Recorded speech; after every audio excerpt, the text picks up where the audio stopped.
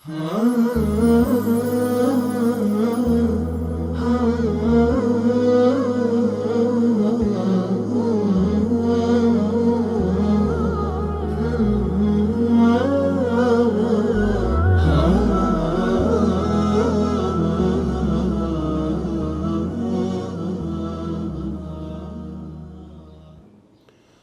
الله، الحمد لله، والصلاة والسلام على رسول الله وعلى آله وصحبه ومن والاه.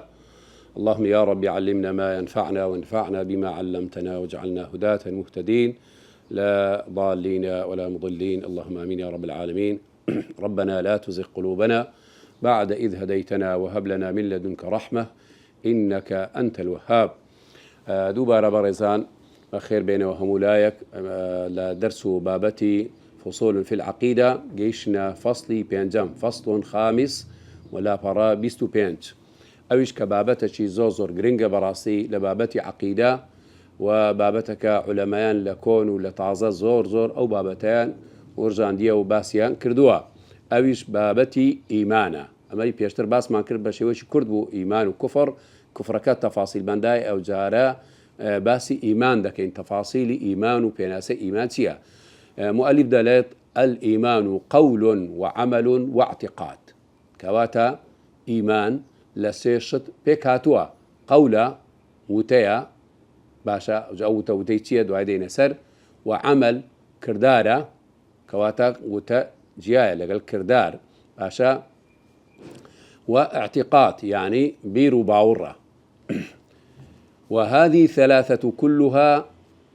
الإيمان أو هرسيشتا بيكوا إنجا إيمان بيك دينيت هرسيك بيكوا إيمان بيك دينيت وكو تشبيه دكذلك كما أن المغرب 3 ركعات إذا نقضت واحدة لا تسمى مغربا، وكذلك إذا نقص واحد من الإيمان قول أو عمل أو اعتقاد لا يسمى إيمانا. يجي مغرب شون 3 ركعتا أوش وكو ضلان سيبايا إيمان قول عمل اعتقاد أجر ركعتك لمغربنا قسام بيت أو كاتي مغربك نكراوا يعني حسابي يجي مغربي بوي ناكريت بهمان شوا أو يقلو سيبايانش كمبول يعني تدا نبو أو كاتي أو إنسانا بينا قتريت إيمان دارا برزان إمو شيء إسلام من هي وإيمانش دعاء لوانا وانش بابت باز بكين إيمان برواهنانو إيمان داري راستقينا كتشي بيودا قتريت. ولا نسمي 3 شروطا للإيمان أوش تشي نوي براسي تازية كباسي لكاد دلي أو سيبايا بينال مرج لا نسمي 3 شروطا للإيمان نال المرج إيمانا باشا وهروا دليل ولا واجبات ونال نش واجبات إيمانا واجبكان إيمان ولا أركانا له وهروا دليل ناشيلين أركان إيمانيشا چونك إما أركان إيمان وشيء كاصطلاح شي ترمان هي ك جبريل ديت لبيغمبري صلى الله عليه وسلم ده فرميت إيمانتيا الإيمان بالله وملائكته وكتبه ورسله واليوم الآخر والإيمان بالقضاء والقدر بالقدر خيره وشره أول ما يندرب في ذلك أركان إيمان بويش بدتي لبر احترامي أو فرمودي بيغمبري صلى الله عليه وسلم وجبريل كهاتوا أو يندرك أركان كانوا من كان إيمان تيدا بازك ليرا أدله أو سبابتيا سيوبشيا بشكان إيمان فيك دينيت نا قدرتي نا أركان نا شروط نا واجبات باشا لبر أكودلين لقال أو شوينا كانتر تيك نقري توا ولا أركانا وإن أدت بعض هذه المصطلحات إلى معنى صحيح أقرتيش بليك الشرط طبعا الشرطك تيدانا بكأنما أوشتا يعني ناقصانا ياخد إيشكا صحيح نابي عملك صحيح نابي أقر هندق واتاي زارا وكاني بلين شي أجر شروط ياخذ أركانش واتاكاني صحيح جبي بلان بينا قتريت مرجو شرط لأنه ربما يفضي بعضها إلى لوازم خاطئة چونك بيوز دبي بهندك تلازم بهندك شتي دي بي ومربوط دبيت كأو مربوط بنا يعني شتي غلطي له سر هالداتو لوازم وبيوسي زور روا لقال دا رب دكريت كبوشي وازا نيا كواتا يسا لو برقي أو منزاني إيمان لسيشت بيقاتوا قول عمل اعتقاد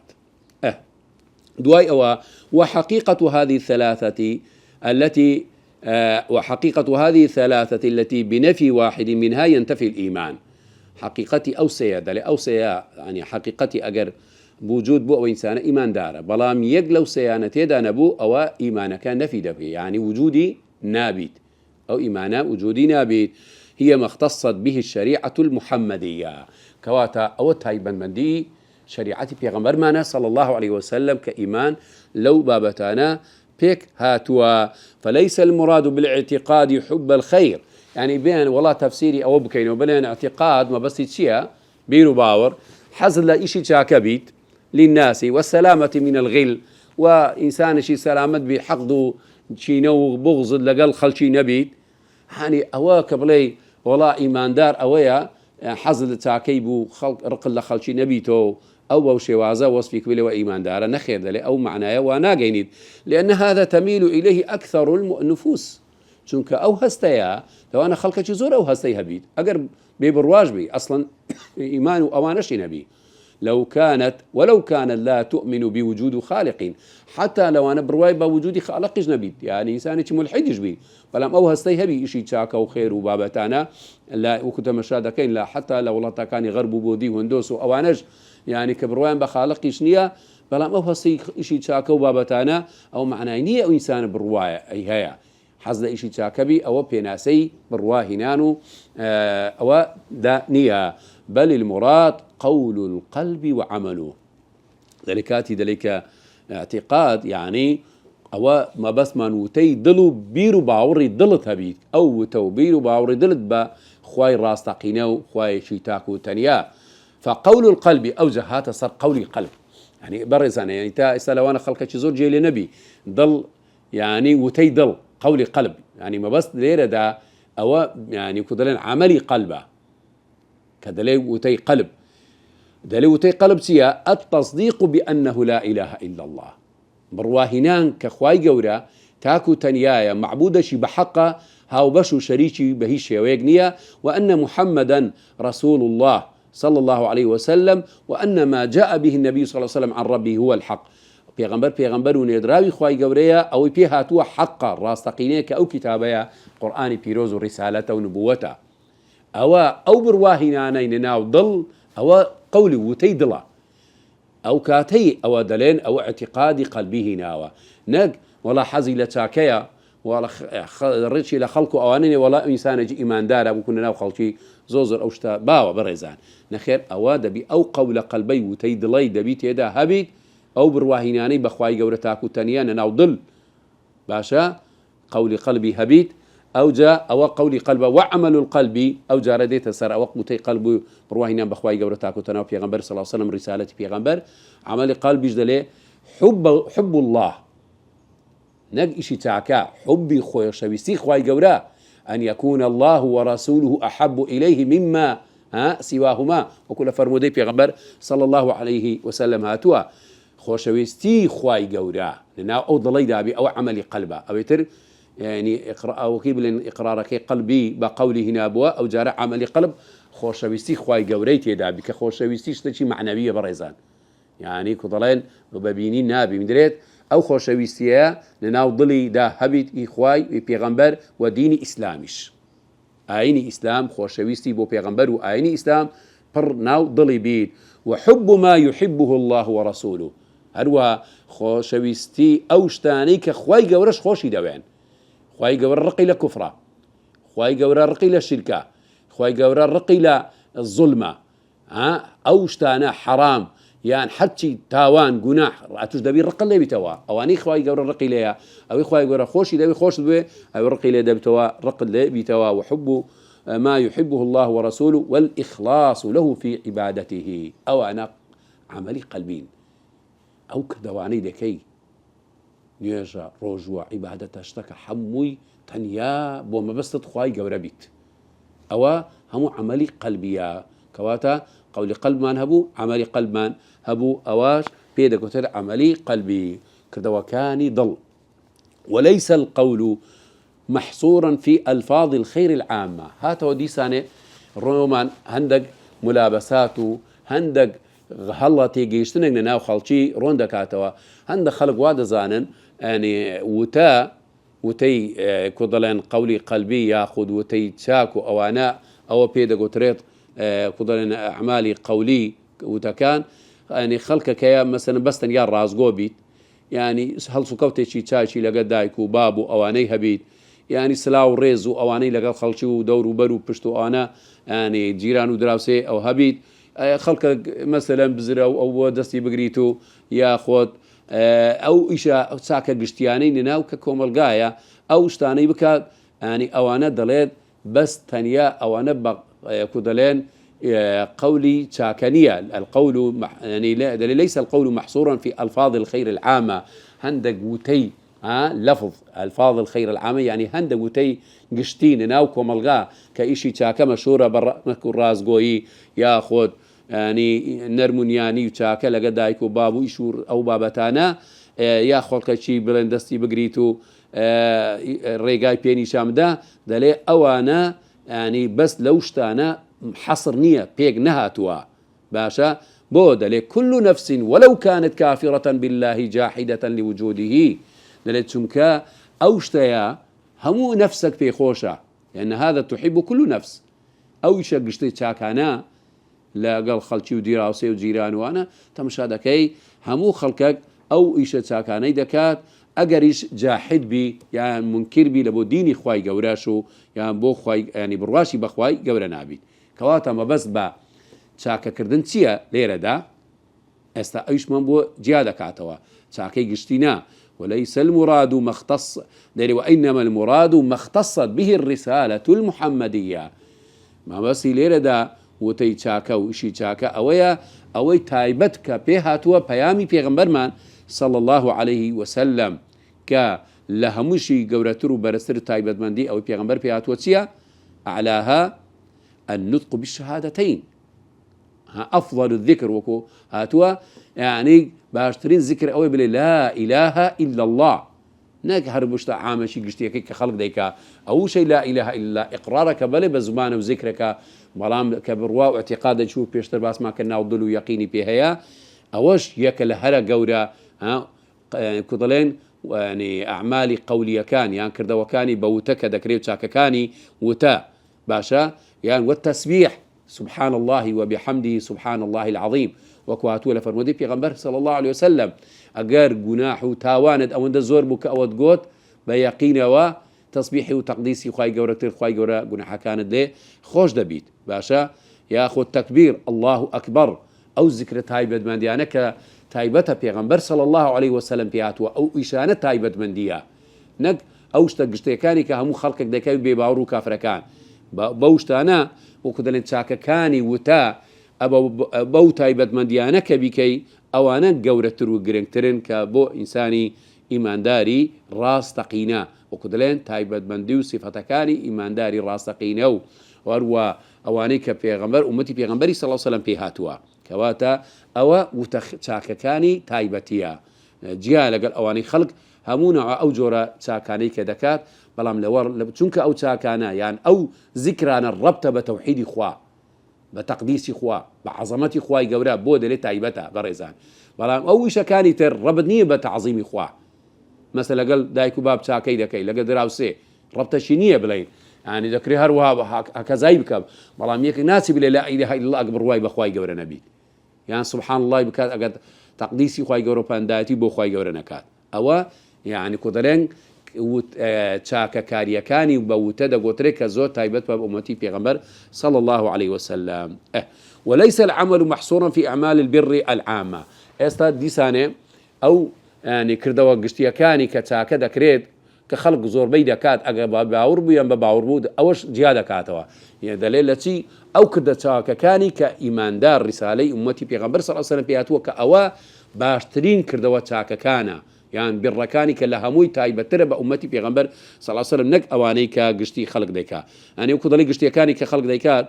كإسلامي غير إسلامي بي بر الوالدين وكبشر إشارة فكرة إماتة الأذى عن الطريق يعني ريقا بانا طاسي يعني كودنا خلق أزياد دا لسرّي أو أنا لا ببات ولا أنا هم خلقك بيكات باشا تايبت بنديتي دا نبي إطعام الفقير كابراي فقير وهجار مثلا أو كاري بكريت نصرة المظلوم باشا یا خۆت یەکێک زوڵمی لێ دەکرێت و هاوکاری بکرێت ئەوانە حتا بێباوڕ و کافرەکانیش لەوانە هەتا ڕادێک ئەو بابەتە گشتیانە دەکرێت ئیکرام الضيف ڕێزێنان لە میێوان لأن هذا تميل إليه النفس ولو بلا إيمان أو تاك كردا قشتيانا يعني ميلي همو نفسيك إنسانة يعني كدل إنسانية يعني كدل آرزوية إنساني بو أوشة تاك قشتيانا هاوي دتيت أجر برواشي نبو بخواي جورا ووجودي خواي جورا بلام أولي يرمى بس تي بر وتاك كاني جورا تابت ها بأمتي بيغمبر صلى الله عليه وسلم تيا دليل وإنما المراد بالعمل تكر دويك العمل الذي اختص الرسول محمد بإبلاغه صلى الله عليه وسلم أو كردوا هل تشاك كاني بيغمبر صلى الله عليه وسلم بتايبتي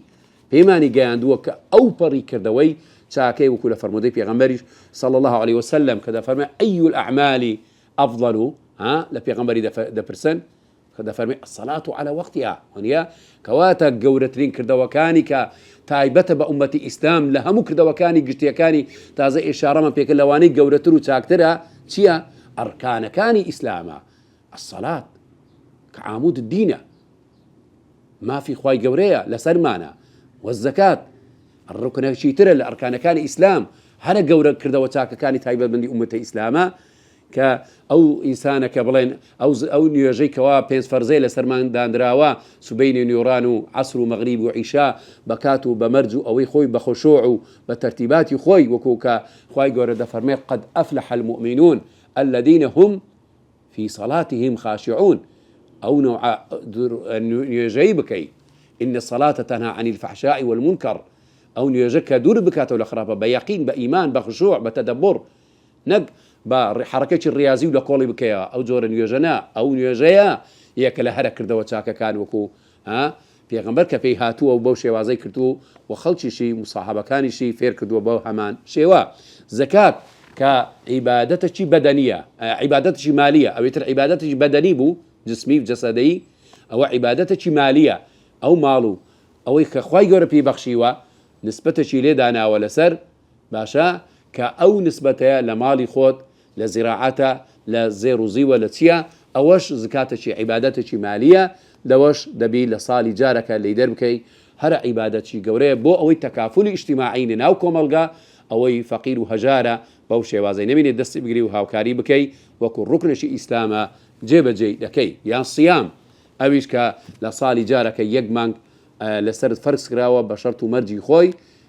كأو إنساني بالغ وعاقل وبابتها نبيت أوش ركن شي ترو يعني بنماي شي ترى لهرا كردوا تاكا كاني كإسلام وبيغمبر صلى الله عليه وسلم بتايبتي بياتوا يعني كواتا أو روجيه بوشي وازي كبيغمبر بياتوا أو هرا كردوا تاكا نك إيش تاكا عقشتي كاني خلق بي ديكاتو أقرب الرواشي بخواي قوراء نبي وهروا الحج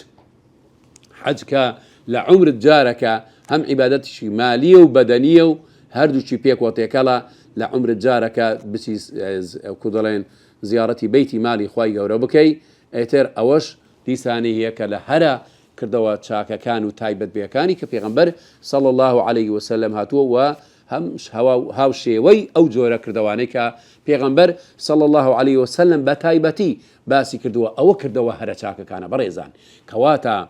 او يعني ليرا او مؤلفو ما مصايا اماشي بويدك